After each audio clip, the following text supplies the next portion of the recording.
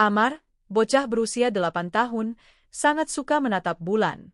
Setiap malam ia duduk di tepi pantai kampungnya, mendengarkan suara ombak dan membayangkan bisa menyentuh cahaya bulan. Suatu malam, bulan purnama bersinar begitu terang hingga seluruh permukaan laut tampak berkilau. Tiba-tiba, sebuah cahaya jatuh dari langit seperti bintang, namun tidak padam.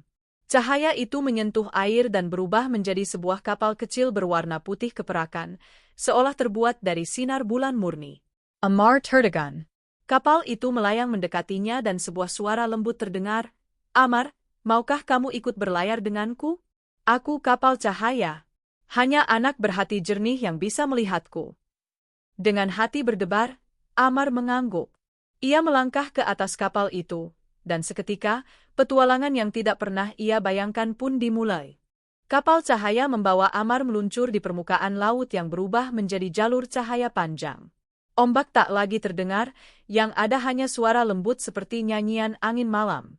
Kita akan pergi ke tempat di mana cahaya berasal, kata kapal cahaya. Di perjalanan, Amar bertemu makhluk-makhluk bulan. Ikan kecil berkilau seperti berlian, burung yang bulunya dibuat dari sinar putih, dan awan yang bisa berbicara lembut. Mereka menyapa Amar dan mengajarkan hal-hal kecil tentang kesabaran dan syukur. Namun semakin jauh mereka berlayar, cahaya kapal cahaya sedikit meredup. Amar merasa khawatir. Aku butuh sumber cahaya agar tetap kuat, kata kapal itu. Dan hanya hati yang tulus yang bisa membawaku ke sana. Amar menggenggam ujung kapal itu. Aku akan menemanimu sampai akhir. Semakin tinggi mereka berlayar, cahaya bulan mulai tertutup oleh awan gelap. Angin menjadi kuat, dan ombak cahaya berubah bergelombang. Ini awan keraguan, ujar kapal cahaya. Hanya bisa ditembus oleh keberanian. Amar merasa takut. Awan itu berputar-putar, mengeluarkan suara bergemuruh seolah mengejek. Kau tidak akan bisa, kau hanya anak kecil. Amar menutup mata dan mengingat doa ibunya. Ia berbisik, Ya Allah, tolong beri aku keberanian. Saat ia membuka mata, cahaya kecil muncul di dadanya, seperti semangat yang tak padam. Cahaya itu menyebar ke seluruh kapal, dan awan keraguan pun terbelah, memberi jalan. Kapal cahaya bersinar kembali meski hanya sedikit. Terima kasih, Amar. Cahaya keberanianmu menolongku. Akhirnya mereka tiba di sebuah tempat indah, sebuah pulau kecil di atas awan, dihiasi batu-batu yang berpendar putih. Di tengahnya berdiri kolam bening yang memancarkan cahaya sangat terang. Inilah sumber cahaya, kata kapal cahaya. Tetapi ada satu syarat untuk menyalakannya kembali. Amar harus meletakkan kedua tangannya di atas air dan mengucapkan niat yang tulus dari hatinya. Amar menutup mata dan berkata pelan. Aku ingin menyebarkan kebaikan dan keberanian seperti cahaya bulan.